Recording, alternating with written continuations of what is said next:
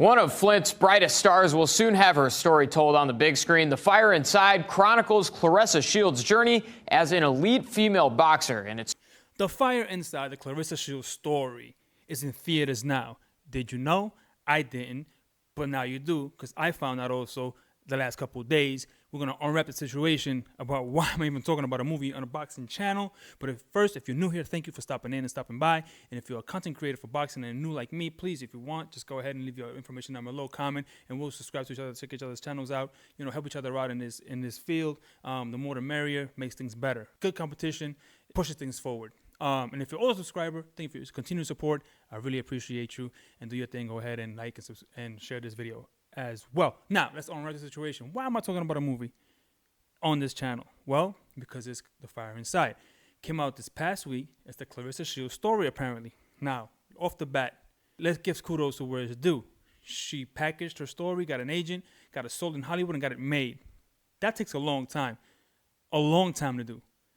The fact that she got it done, probably sold it for a pretty penny, has some royalties behind her more than likely, that's power moves. All up and around. I mean, and if you see the Rotten Tomato scores, you see that it's actually very well received. 90s. It's in the 90% with like a bunch of damn reviews. So it's not going to drop too much in the rating scale. So it actually got good reception, good reviews, which is incredibly hard to do, right?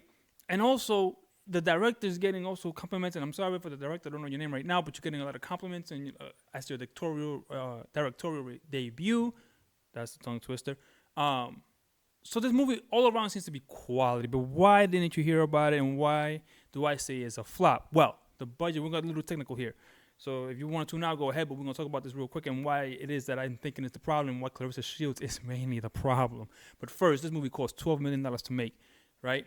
At $12 million budget, in the movie industry, you have to make double that because your advertising budget is usually double your production budget. So it has to clear $24 million before it even turns a profit. What happens is the studio still doesn't make any money because up to a certain percentage, the theaters get a certain cut. So it's not like the studio recoups everything, right? The movie theater does this money in the concession sales, and it does its movies on the back end on a percentage of every ticket sold. Up to a certain point, then it's all of the studio. So up until that point, even the studio still won't recoup the money, even probably if it makes $12 million. Probably still wouldn't recoup anything until after, in this case, does $24 million. After $24 million, then they'll start seeing some return on their investment. Why is that a problem? Well, it only cleared $4 million. It's officially a flop, guys. It cleared $4 million. It hasn't released internationally, which that's in February. But I don't think it's going to make up that kind of ground. Why? Because there's a website called The Numbers, and they use the multiplier to see if it has legs. Legs meaning, are people going to keep going to see it over and over? Does it have momentum? To give you an idea, Monsters Ball in 2001 had legs of 11.5, right? That's the designated number. And it only cleared about $48 million. This has $24 million to clear. What is the legs numbers on this?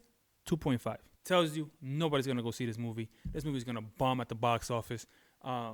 And it's all really Claressa Shields' fault. Now, she came out here saying that boxers, she was very upset that female boxers didn't come out and praise her movie and hail her movie and advertise her movie. This is the same lady that every chance she gets, she will knock down any other lady who has had some sort of any movement in boxing. If anybody moves in boxing, Claressa Shields is there to tear you down. She's just going to make sure that her name is on there at all times, and that if you do anything worth even mentioning, that if she's done anything near in the vicinity of the same thing you're celebrating, she's going to tell you how she's done it before you or better. She's going to tell you if you're a man, she could whoop your ass. She's going to tell you that the guy who knocked her down in sparring had loaded gloves. She's just on and on, always crying on X, and people are now tired of her.